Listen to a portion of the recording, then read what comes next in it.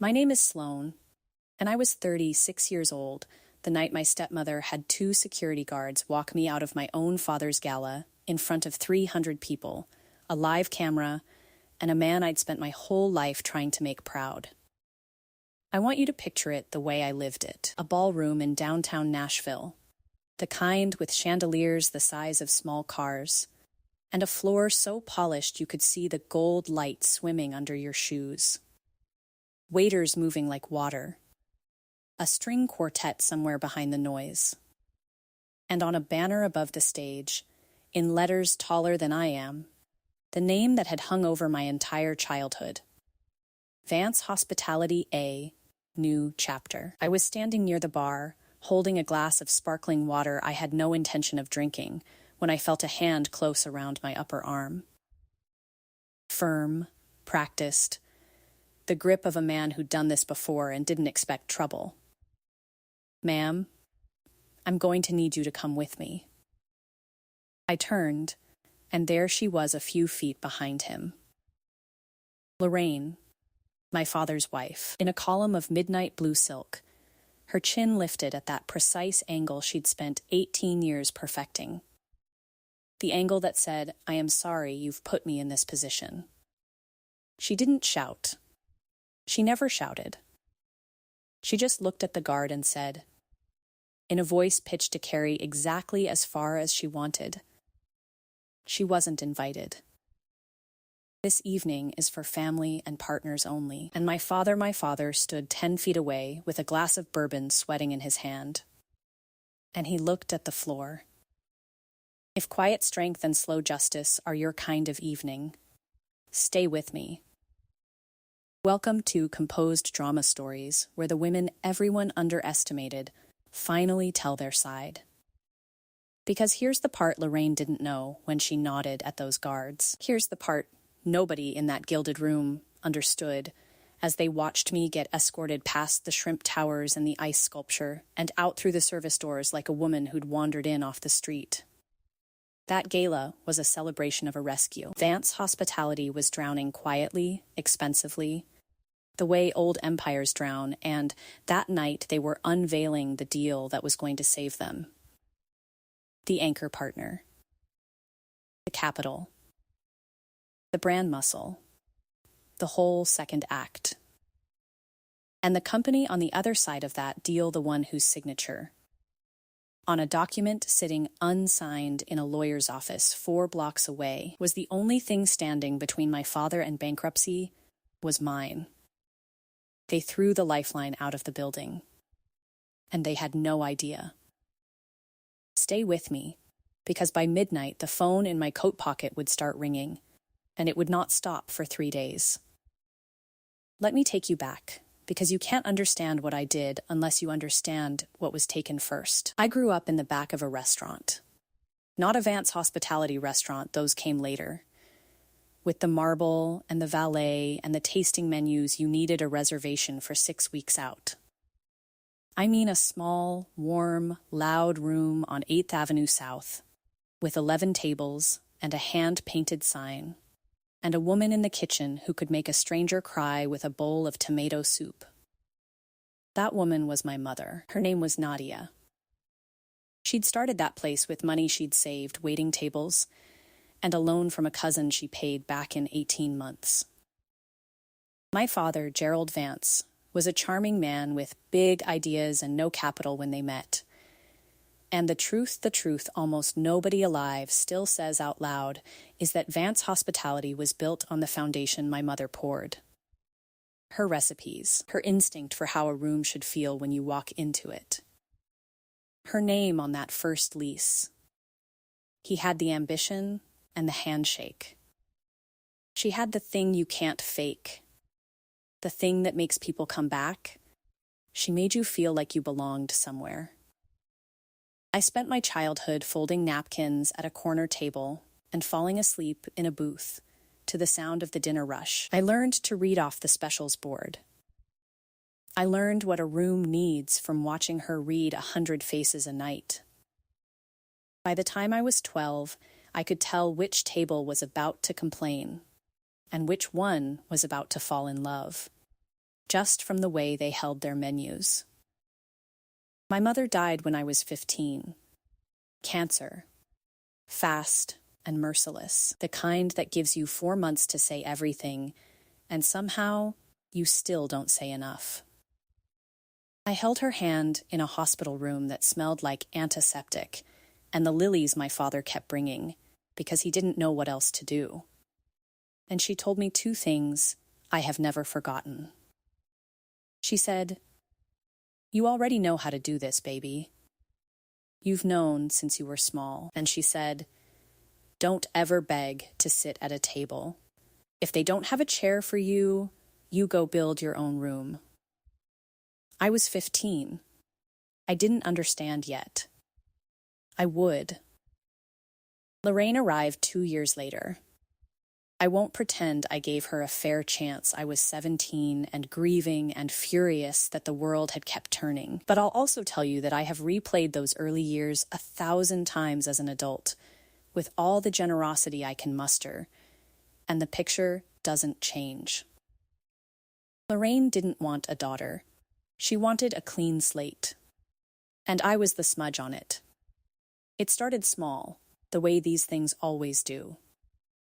The photographs of my mother came down off the restaurant walls for a refresh, she said. The 8th Avenue room, the original, got folded into a renovation and reopened as something sleeker, with a new name and a new menu and no trace of the woman who'd built it. My mother's recipes, the ones regulars had driven across 3 counties for, quietly disappeared from the books. When a food writer did a big profile of the rise of Vance hospitality, my mother was mentioned exactly once as an early business partner. An early business partner. The woman whose hands built the whole thing. You have to understand what that room was, to understand what was erased. The 8th Avenue place wasn't fancy. The chairs didn't match. There was a crack in the front window that my mother refused to fix, because a regular named Mr. Bellamy, an old jazz trumpeter who came in alone every Sunday, said the crack caught the afternoon light in a way that reminded him of a church he'd played in as a boy. So she left it. That was the whole philosophy of the place, in one cracked window. People didn't come for the food exactly, though the food was extraordinary. They came because Nadia remembered that your wife had been sick, and asked after her by name, and slipped an extra something onto the plate without a word. They came because, for 1 hour, in a hard city, somebody had saved them a seat and was genuinely glad they'd walked through the door. I watched my mother do that, table after table, night after night, for 15 years. It was not an act. It was who she was, and she handed it to me without ever sitting me down to teach it. The way you hand a child your language just by speaking it in the house. So when Lorraine refreshed that room, when the mismatched chairs went to a donation pile, and the cracked window got replaced with tinted glass, and the menu became a laminated thing of small, expensive portions, what she threw out wasn't decor. It was the soul of the only place I'd ever fully belonged. And she did it the way she did everything, with a designer and a press release and a smile, so that anyone who objected would look like they were standing in the way of progress. And my father let it happen. That's the part I had to make peace with.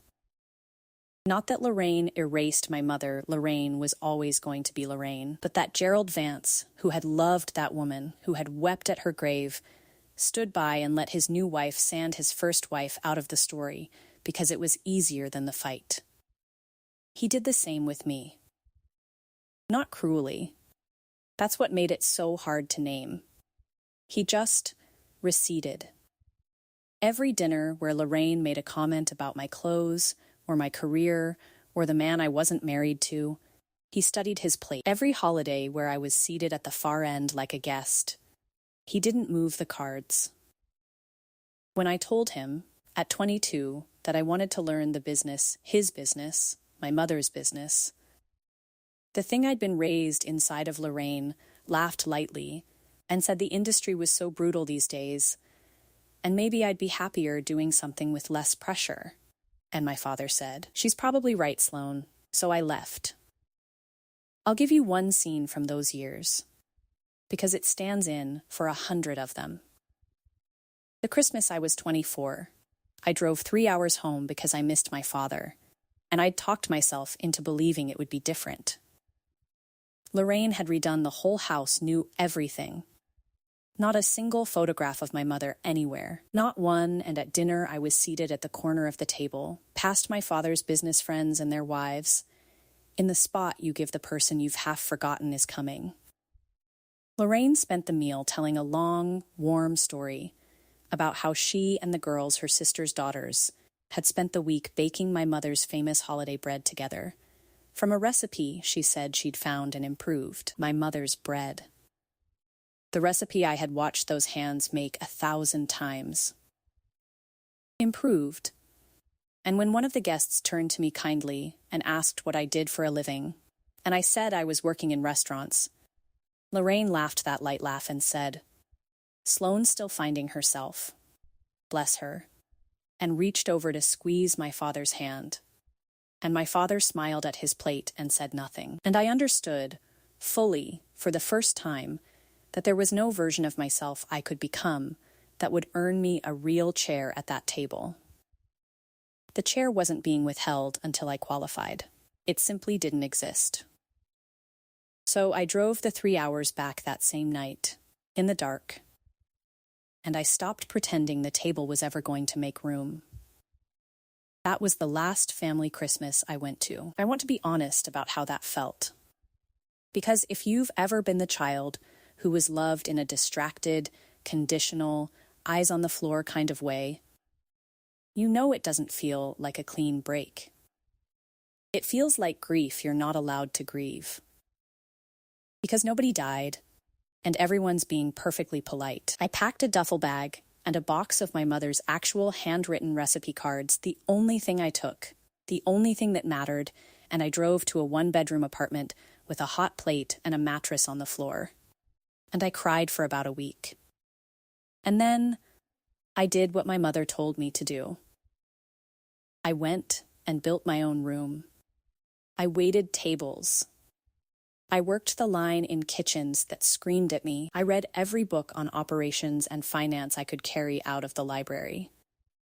I took a job managing a failing calf and turned it around in a year, and the owner, a kind old man named Walt, who had no children, taught me the money side of the business, the way my mother had taught me the soul of it. When Walt retired, he sold me the calf on terms so generous I cried again. That calf became two. Two became a small boutique hotel with a restaurant downstairs that food critics started making pilgrimages to. The hotel became a brand. None of that was fast. And I want to be honest about the years it ate, because the magazine version skips them, and the magazine version is a lie. There were 18-hour days where I bussed tables at lunch and met with a bank about a loan at 2 and unclogged a grease trap at midnight in a dress I'd worn to the bank. There was a winter the first calf nearly went under because a pipe burst over a holiday weekend and the insurance fought me for 4 months. And I made payroll out of my own savings and ate cereal for dinner so the line cooks got paid. There was a partner I trusted who tried to push me out of my second location. And I learned, the hard and expensive way, to read a contract like my mother read a dining room looking for the table about to turn on you. I learned the money.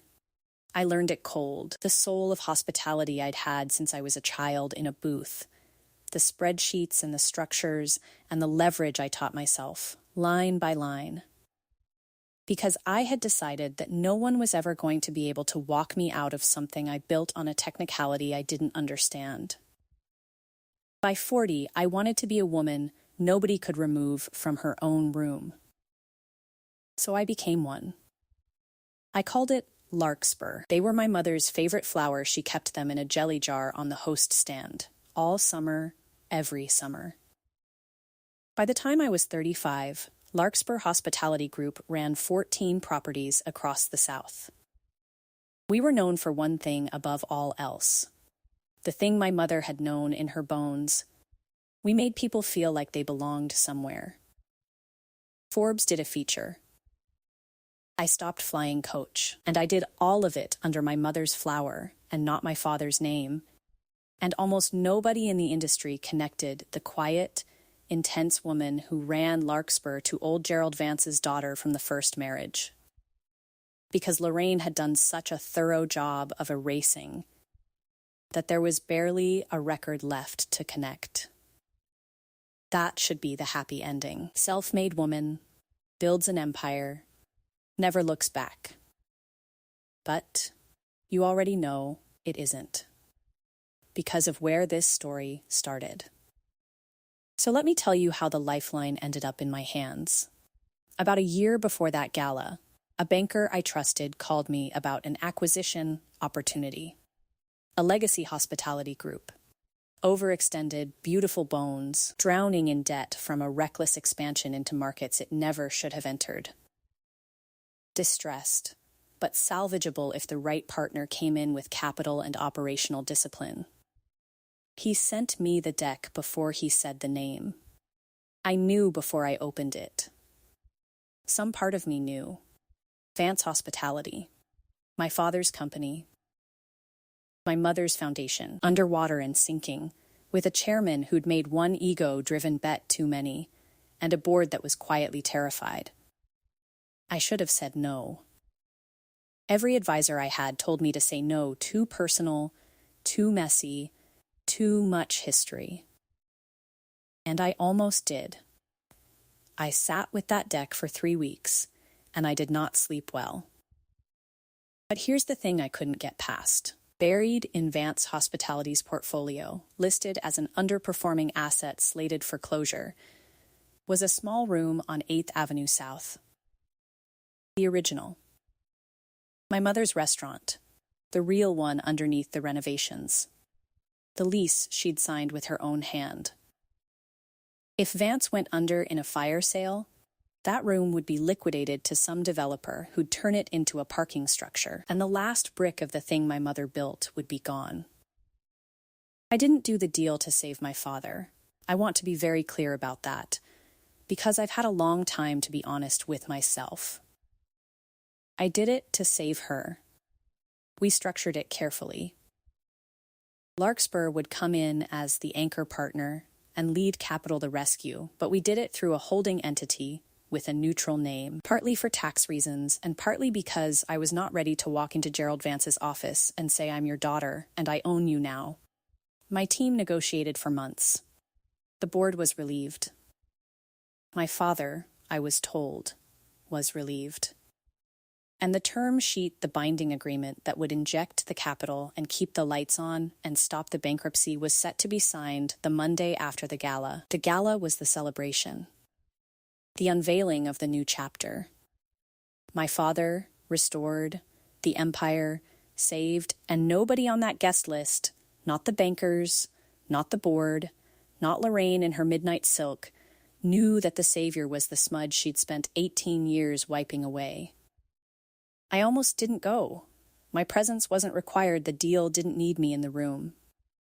But I wanted to see it. I wanted to stand in the back and watch my mother's foundation get saved and the 8th Avenue room get spared.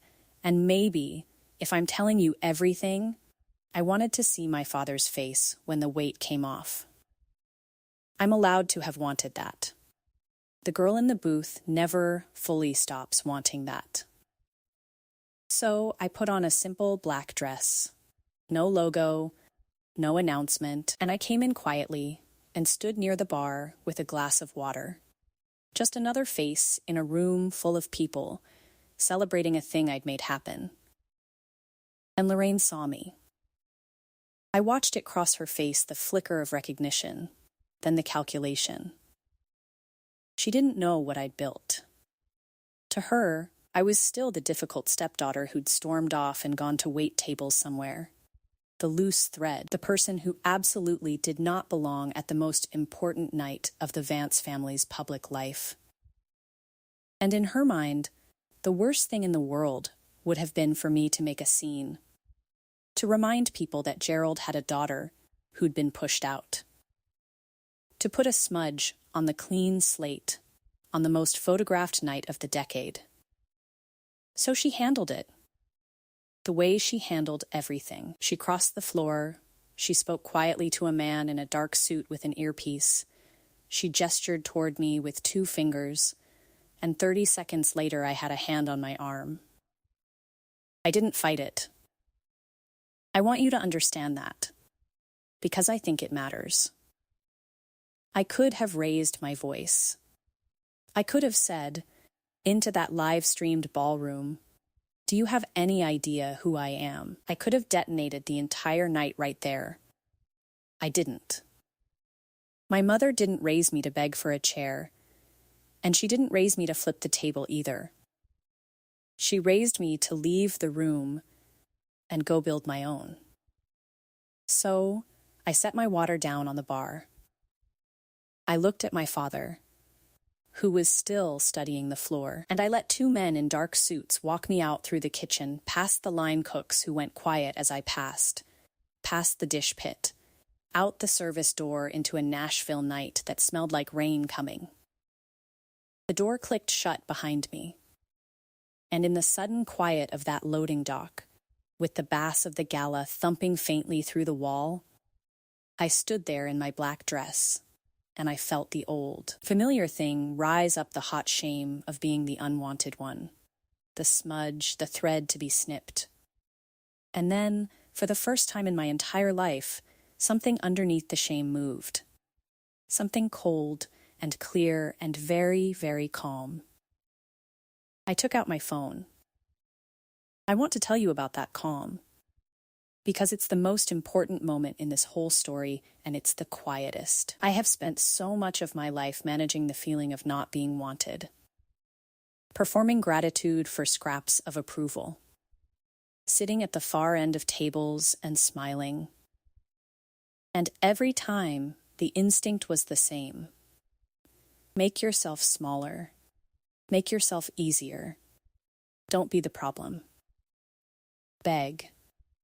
In the polite ways you're allowed to beg. But standing on that loading dock, I finally heard my mother all the way through. Don't beg to sit at a table. If they don't have a chair for you, you go build your own room. I had built my own room. I'd built 14 of them. And the man whose floor I'd been studying my whole life, the woman who'd just had me removed like a stain they were, at this exact moment, financially dependent on the room I'd built. They just didn't know it yet. I wasn't a smudge. I was the foundation. Again, same as my mother. And they had just thrown the foundation out the service door. So I made one phone call. Not to scream. Not to my father. I called the lead on the Vance deal, my managing director, a steady woman named Priya, who answered on the second ring because she knew I was at the gala and assumed something had gone wrong. I said, "Priya, the Vance signing on Monday. I need you to put it on hold. Effective tonight. Nothing gets signed, nothing gets funded, no further communication, except through me. Tell our side we're pausing to review." There was a small silence. Then, Sloan, "Are you okay?" "What happened?" "I'm fine," I said. And I realized, standing there, that for the first time in 18 years, I actually was. I just need everything to stop until I say otherwise. Let me explain what that phone call actually did. In plain terms. Because the mechanics matter. A term sheet that hasn't been signed isn't a rescue. It's a promise. Vance Hospitality had spent the last several months telling its bankers, its board, its creditors, and now an entire ballroom of important people, that the rescue was done capital secured, partner locked, signing Monday, crisis over. They had borrowed against that certainty. They had stopped looking for other options because they had this one. The whole gala existed to broadcast "We are saved." And the salvation was a single signature that lived on my side of the table. When I told Priya to pause, I didn't blow anything up. I didn't have to. I just stopped holding up the thing everyone had already started standing on. By the time the band played the last song that night, the most important deal in Gerald Vance's life had quietly gone from done to nobody's quite sure, and the only person who could unpause it had just been escorted out past the dish pit. I drove home. I slept better than I had in months. Which probably tells you something about how I'd been sleeping. The calls started at 11:48 the next morning. The first was my father's lawyer, a man named Hollis who had known me since I was a kid, asking carefully, confused whether Larkspur was experiencing some hesitation about the timeline. He didn't know I was Larkspur. He just knew the anchor partner had gone silent overnight, and his client was already sweating. I let it go to voicemail. The second was Priya. Looping me in, the Vance side had called 3 times before 9 a.m. The bankers had called. Someone on the Vance board had called. The word pause travels through a leveraged company like a crack through ice, and everyone standing on it can feel it move under their feet.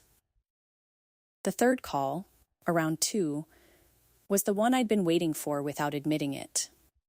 It was my father, his actual number. The one I'd had saved under Dad for 20 years and never deleted, even after I'd stopped using it. I looked at it ring. I didn't answer. Not out of cruelty.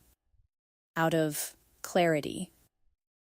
Because I knew that if I picked up the phone in that moment, I would do what I had always done. I would manage his feelings. I would soften the blow. I would find a way to make the unwanted daughter useful again, just to feel chosen for an afternoon. And I had spent 36 years doing that, and it had bought me a hand on my arm and a walk past the shrimp towers. So I let it ring. And then I did something I'd never done before. I started gathering the truth. Because here is what I'd realized, somewhere in that very good night's sleep. This wasn't only about a clumsy, cruel moment at a party. The gala was just the surface. I wanted to understand exactly how the woman in midnight silk had come to feel so safe throwing me out of my own family's celebration.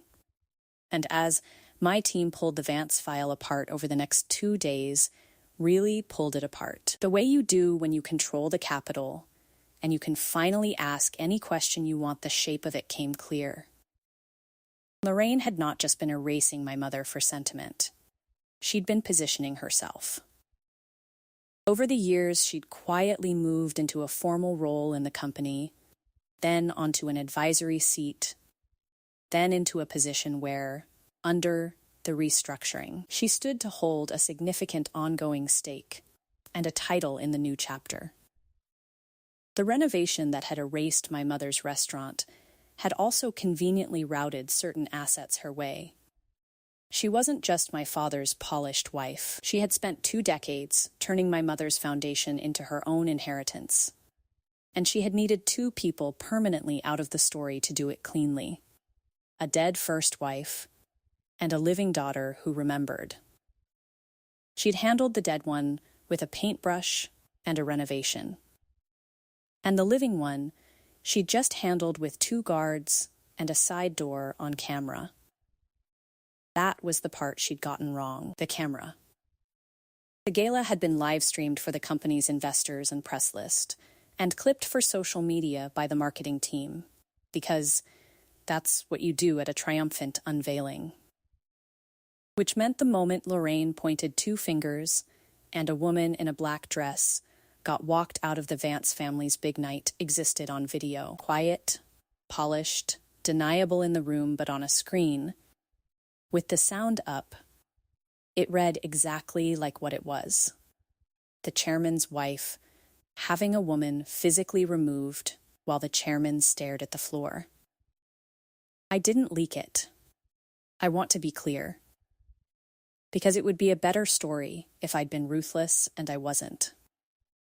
I didn't have to. The clip was already out there in the marketing reel. And the industry is small, and once the rumor started moving, Larkspurs pulled back from the Vance rescue. Did you hear? Something happened at the Gala. People went and found the footage themselves. And then somebody recognized the woman in the black dress. By the end of the week, 3 different people who mattered had figured out that the quiet woman Gerald Vance's wife had thrown out of the Gala was the founder and CEO of the company that was supposed to be saving Gerald Vance from bankruptcy. That's when the calls really wouldn't stop. I mean that almost literally. By the 3rd day, my phone had become a kind of weather system. Priya sent me a tally each morning because I'd asked her to, and the tally only climbed. The Vance bankers, twice a day, increasingly unguarded in their voicemails. A senior creditor who'd lent against the certainty of a rescue that had just turned to fog. 2 trade reporters who'd caught the scent and wanted to know whether Larkspur was reassessing. A boutique hotel association that had planned to honor my father next quarter. Suddenly very interested in the timing of their plans. And underneath all of it, the steady drip of Vance Hospitality's own people executives, who, 3 days earlier, hadn't known my name, now leaving messages that started professional and ended close to pleading. I didn't answer any of them, not out of strategy. Exactly. I'd discovered that silence, when you're the one everyone needs, isn't a weapon you wield so much as a space you simply decline to fill. Every hour I didn't call back, the truth got louder on its own. The company had spent months telling the world the crisis was over. Now the world was watching the crisis breathe again. And the only oxygen was on my side of the table, and I was under no obligation to hand it over on a schedule that suited the people who'd had me removed. What I did, instead, was read. I had my team pull the entire Vance file apart, and I read it the way my mother read a dining room, slowly, looking for the table that was about to turn. Every page confirmed what the Gala had only hinted, that the 18 years of small erasures hadn't been carelessness or even simple cruelty. They'd been construction. Lorraine had been building something out of my mother's foundation, brick by patient brick, and she'd needed me gone to keep the mortar clean. On camera, though, was the brick she'd laid wrong. I'm going to slow down here, because the next part is where a lesser version of this story would have me cackling in a leather chair while my father's empire burned. That's not what happened, and the difference is the whole point. I did not want my father destroyed. I want to say that plainly. Somewhere under all of it, in the place where the girl in the booth still lived, I wanted the opposite. But I had learned slowly, expensively, over 18 years that wanting someone's love and rescuing them from every consequence are not the same act, and that I had been confusing the two my entire life. Believing in my father did not obligate me to absorb his cowardice. Loving my mother did not require me to keep quiet while her name was sanded off the wall. So I didn't burn it down, and I didn't write in and save it on the old terms either. I did the third thing, the thing my mother would have done. I set terms. I'll tell you how close I came to the other thing, though, because I don't want to pretend I'm made of something purer than I am. There was an evening, 2 days in, when I sat in my office after everyone had gone home, and I let myself imagine it letting the deal die, not pausing it, killing it. Watching the whole bloated empire that had seated me in corners and laughed that light laugh, and walked me past the dish pit collapse into a fire sale, my father's name in the trade papers under the word bankruptcy, Lorraine's inheritance turning to ash in real time. I imagined it in detail. I'm not proud of how good it felt for about 90 seconds. And then I thought about the housekeeper at the Vance property downtown, a woman named Aurelia, who'd worked there 22 years and sent 3 kids through school on those wages, who had never once in her life seated anyone in a corner. I thought about the line cooks who'd gone quiet when they walked me out. Not because they agreed with it, I realized, but because they were watching someone get treated the way they were all quietly afraid of being treated. If I let the empire burn to punish 2 people, I'd be taking the floor out from under 300 who'd done nothing but show up and work. That's the thing nobody tells you about revenge when you finally have the power to take it. The blast radius is never just the person who hurt you. It's everyone standing near them, and the people standing near them are almost always the ones who could least afford the fall. My mother never once let a busboy take the blame for something the front of house had done. Not once in 15 years. So I closed the laptop, and I went home. And the next morning I started building the version where the guilty lost their seats, and the innocent kept theirs. That's not mercy, exactly. It's just the difference between justice and damage.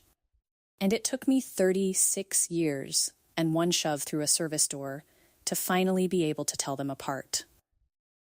I had Priya schedule a meeting. Not at the Gala hotel, not at the Vance offices, where Gerald sat behind my mother's success like it was his own. I had them come to Larkspur, to the top floor of the building I'd built, my conference room, my city view, my mother's Larkspur in a vase on the credenza. If they wanted the lifeline back, they would come and ask for it on my ground. They came on a Thursday. My father, Hollis the lawyer, 2 members of the Vance board who had spent the week in quiet panic, and Lorraine in a pale gray suit this time, the chin a few degrees lower than Gala night, because by Thursday she knew at least part of what she was walking into, even if she didn't know all of it. I let them sit down. I let the silence stretch about 3 seconds longer than was comfortable, and then I did the only dramatic thing I did in this entire story, and it wasn't dramatic at all. I slid a single photograph across the table. Not a document, a photograph. My mother, Nadia, 30 years younger, standing in the doorway of the 8th Avenue room in her apron, laughing at something off camera, a jelly jar of Larkspur on the host stand behind her. My father went very still. "You all came here," I said, "to find out why the rescue stopped. So I'll tell you. My name is Sloane Vance. That's my mother. She built the company you've spent 18 years dining out on. And 3 days ago, at a party celebrating its survival, that woman I didn't point. I just looked at Lorraine, had me removed from it by security. While my father watched. Nobody breathed. I didn't raise my voice. I'd planned not to, and I didn't need to. Larkspur is the anchor partner. I am Larkspur. The capital that keeps Vance Hospitality solvent comes from me. It has. This whole time. I didn't do that for any of you. I did it because there's a small room on 8th Avenue South on your liquidation list. And I was not going to let it become a parking lot. That room is the last thing left of my mother, and you, Lorraine, again missed it when you were busy erasing the rest. Here's where, in the old version of these stories, the villain would have overplayed her hand and confessed. Lorraine didn't. She was too smart for that. She tried. Instead, the only move she had left, she reached for the warm, wounded register, the one that had worked on my father for 18 years. "Sloane, this is a terrible misunderstanding. The security staff completely overstepped. I never there's video, Lorraine," I said. Quietly, the whole industry's seen it. You don't have to perform the part where you didn't do it. It won't help you here. And that was the moment the room turned, not because of anything I revealed, but because of who was watching her try. The 2 board members had spent a week realizing that their company's survival had been tossed out a service door by the chairman's wife, on camera, for the crime of being his daughter. They didn't need me to indict her. They watched her reach for the wounded voice, and they finally saw the whole 18 years of it at once. You could see it land on their faces. Lorraine's power had always run on no one in the room being willing to name the thing. I had just named it, on my ground, and there was nowhere for the performance to go. She tried once more anyway, I'll give her that. She didn't fold easily. She turned to the two board members, the warmth hardening into something more useful to her, and said that surely we were all reasonable people, that the company's survival was bigger than a family misunderstanding, that she'd given 18 years to Vance Hospitality, and her judgment about its direction had value the new partners would be foolish to discard. It was a good move. 6 months earlier, it would have worked, because 6 months earlier she'd have been the most powerful person in any room she entered.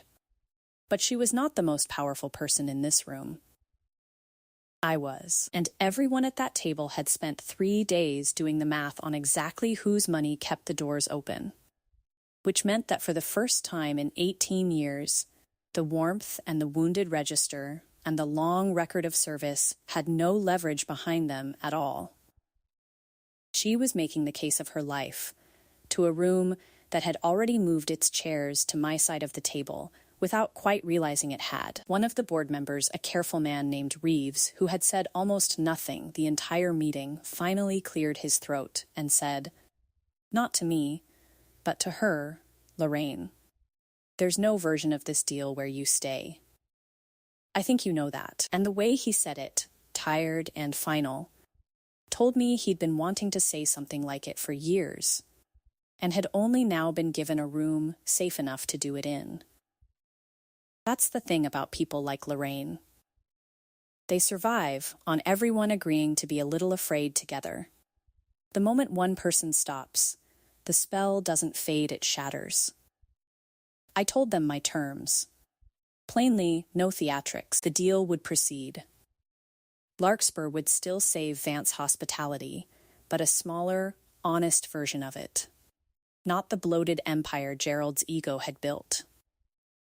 We'd keep the properties that worked, and the people who ran them, and let go of the vanity expansion that had nearly sunk the whole thing. Every longtime employee, every line cook and housekeeper and front desk clerk who'd had nothing to do with any of this, would be protected through the transition.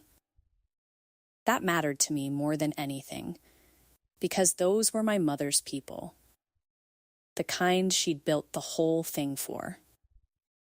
2 conditions were non-negotiable. First, Lorraine was out. No role, no advisory seat, no stake in the new entity, no title in the new chapter. The board, having just watched her, did not argue. Her inheritance, the one she'd spent 2 decades quietly assembling out of my mother's foundation, evaporated in a single Thursday afternoon, not because I'd plotted to take it, but because she'd thrown the one person who could grant it out of a building. Second, the 8th Avenue room. It would not be liquidated. It would be restored the original, my mother's, with her name back on the wall, and her recipes back in the books, and her photograph back by the door where Lorraine had taken it down. Not as an early business partner, as what she was. The founder.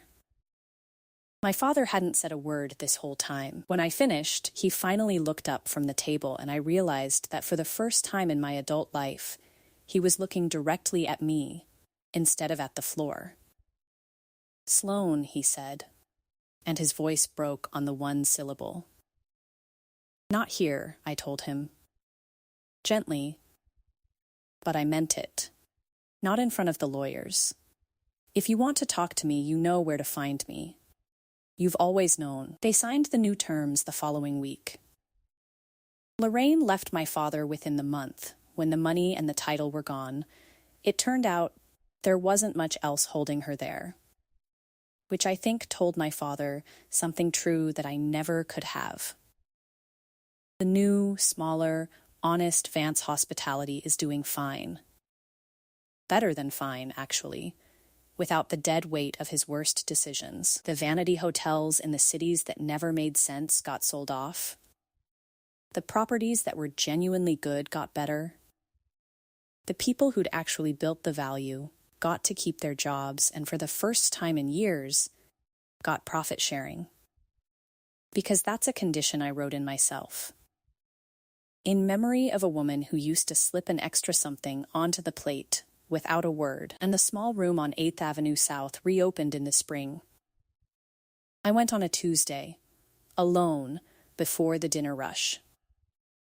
They'd done it right, her recipes back in the books, the mismatched chairs sourced again from somewhere, that crack restored in the front window because I'd insisted, her photograph by the door, a jelly jar of larkspur on the host stand. Just like the summers of my childhood, there was a small brass plate by the entrance now. It read, "Founded by Nadia, who saved you a seat." I stood in the doorway where she'd stood laughing in that photo, and I let myself cry in a way I hadn't since I was 15. My father came in while I was standing there. I don't think it was an accident.